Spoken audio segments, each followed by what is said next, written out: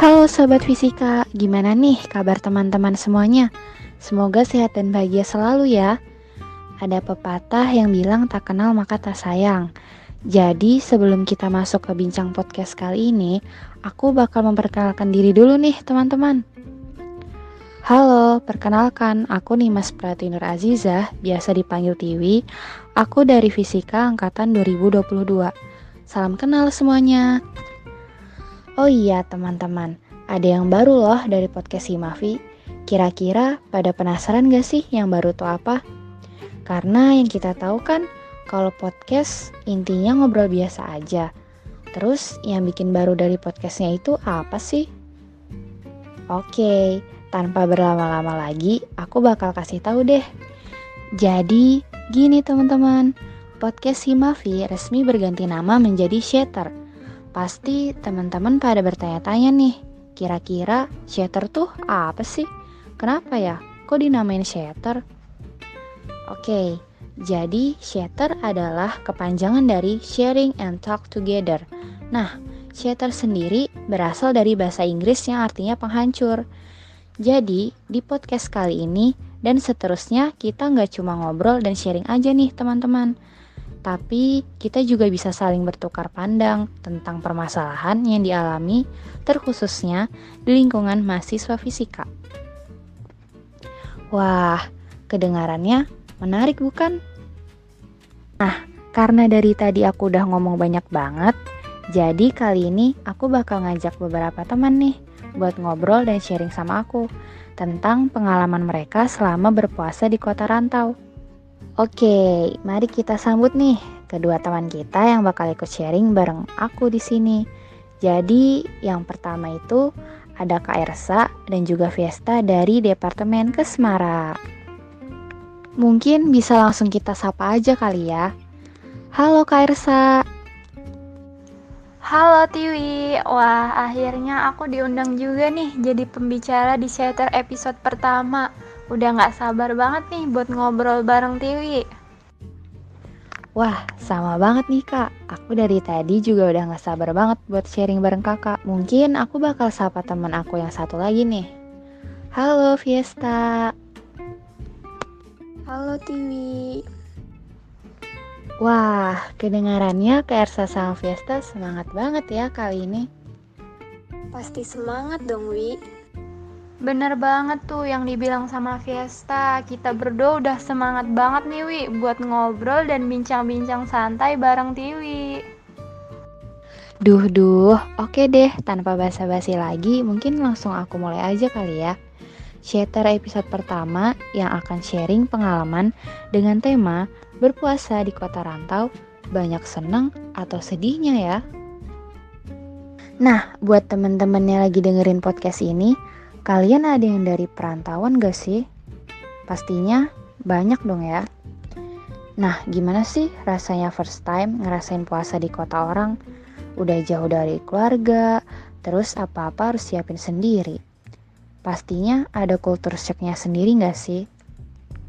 Rasanya puasa di kota orang itu sedih dan banyak culture shock-nya sih yang aku rasain. Bener banget kata Kak Ersa, aku juga ngerasain hal yang sama. Wah, ternyata kedua tamu undangan kita ada ngalamin culture shock-nya nih teman-teman. Pastinya mereka anak rantau semua dong ya. Nah, pas banget nih. Aku hari ini mau tanya-tanya ke Kak Ersa sama Fiesta. Apa sih pengalaman mereka sebagai anak rantau yang ngerasain puasa di kota orang? Nah, mungkin bisa dimulai dari Kak Ersa dulu kali ya. Halo Kak Ersa. Halo Tiwi. Mungkin sebelumnya aku bakal tanya kabar dulu nih. Nah, Kak Ersa, gimana nih kabarnya? Kabarku alhamdulillah sehat dan insya Allah bahagia selalu. Wah, alhamdulillah deh, ikut seneng banget Kak dengernya. Oh iya, Kak Ersa gimana nih Kak sejauh ini pengalaman kakak puasa merantau di kota orang? Nah, dari kakak sendiri ada culture shock-nya gak sih Kak? First time aku puasa di kota orang rasanya sedih banget ya. Culture shock yang aku rasain itu salah satunya Misalnya kalau di rumah biasanya kan bisa bantu-bantu ibu masak tuh ya di dapur buat berbuka. Nah, tapi pas di kota rantau tuh apa-apa harus sendiri gitu. Rasanya ya pasti beda banget ya.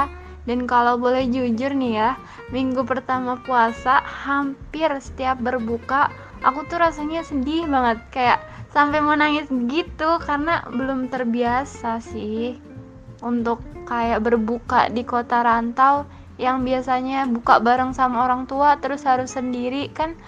Aduh, sedih banget sih.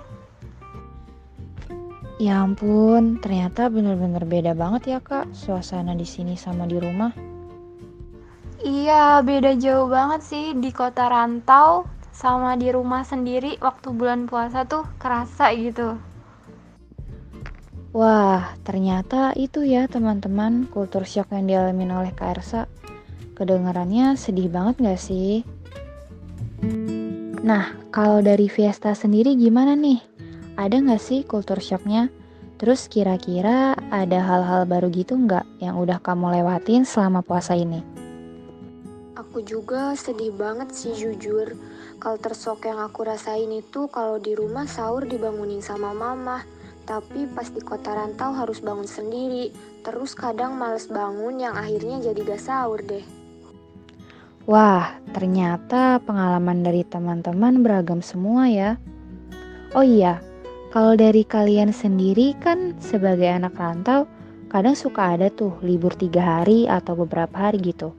Tapi karena rumah kalian jauh, itu tuh gimana sih? Kalian tetap pulang atau mutusin buat tinggal di kos aja gitu? Mungkin boleh dari Vesta dulu kali ya. Kalau liburnya cuma 3-4 hari sih aku milih buat tetap di kos ya, karena emang males di jalannya. Selain males di jalannya, kadang di hari libur itu ada kerja kelompok, jadi emang harus tetap ada di Purwokerto. Wah, kadang kamu suka ngerasa iri gitu gak sih? Ngelihat temen-temen yang jarak rumahnya deket, dia bisa pulang bolak-balik. Bahkan ada yang 2 hari sekali pulang, misalnya aja yang dari Purbalingga tuh. Iri banget gak sih?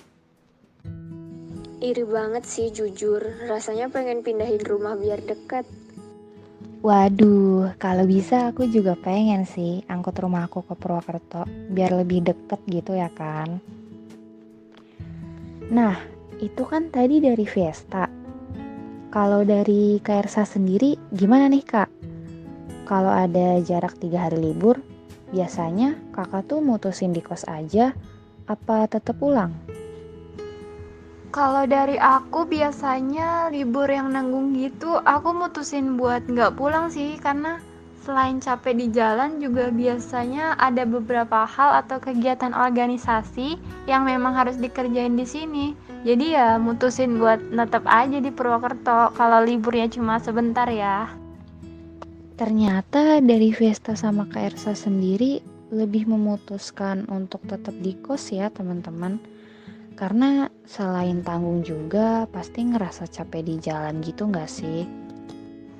Iya nih, bener banget. Kalau dari TV sendiri gimana, Wi? Kamu kalau libur sebentar gitu biasanya pulang atau stay di kos nih? Kalau dari aku sendiri sama sih, aku bakalan lebih mutusin buat stay di kos aja gitu.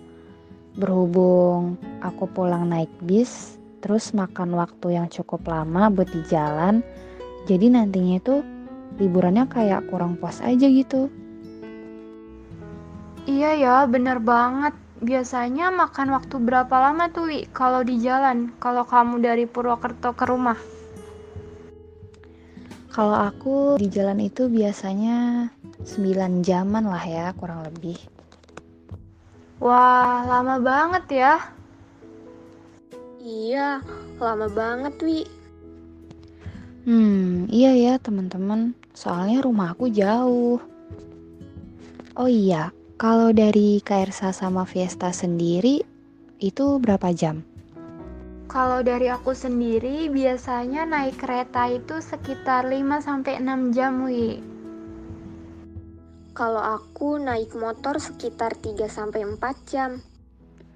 Wah, cukup lama ya ternyata. Gak kebayang sih gimana capeknya. Apalagi kalau mudik naik motor, capek banget pasti. Oke teman-teman, jadi aku udah bincang-bincang nih sama Vesta dan Kairsa. Ternyata jadi anak rantau emang gak segampang itu ya. Mungkin banyak juga nih dari kalian yang kadang ngerasa homesick, kangen masakan ibu atau mama yang gak ada duanya, dan bahkan gak bisa ditemuin di sekitar kos. Buat kalian yang anak rantau, semangat terus dan jangan ngerasa sendiri ya. Karena kalian gak sendirian guys. Terus semangat buat kedepannya dan jangan lupa tetap jaga kesehatan ya teman-teman. Buat Kak Ersa dan Fiesta, makasih banyak ya udah mau sharing dan cerita pengalaman kalian di sini. Makasih kembali juga Tiwi udah ngajak aku buat ngobrol-ngobrol asik di podcast kali ini nih. Nah, betul kata Kak Ersa, sama-sama juga Tiwi. Wah, next time jangan bosen-bosen ya buat ngobrol lagi di episode-episode Shatter yang selanjutnya. Mungkin itu aja untuk Shatter episode pertama kali ini. Terima kasih bagi yang sudah mendengar sampai akhir. Jangan lupa untuk ikutin terus podcast Himafi berikutnya ya teman-teman. Minal aizin wal faizin, mohon maaf lahir dan batin. Sampai jumpa.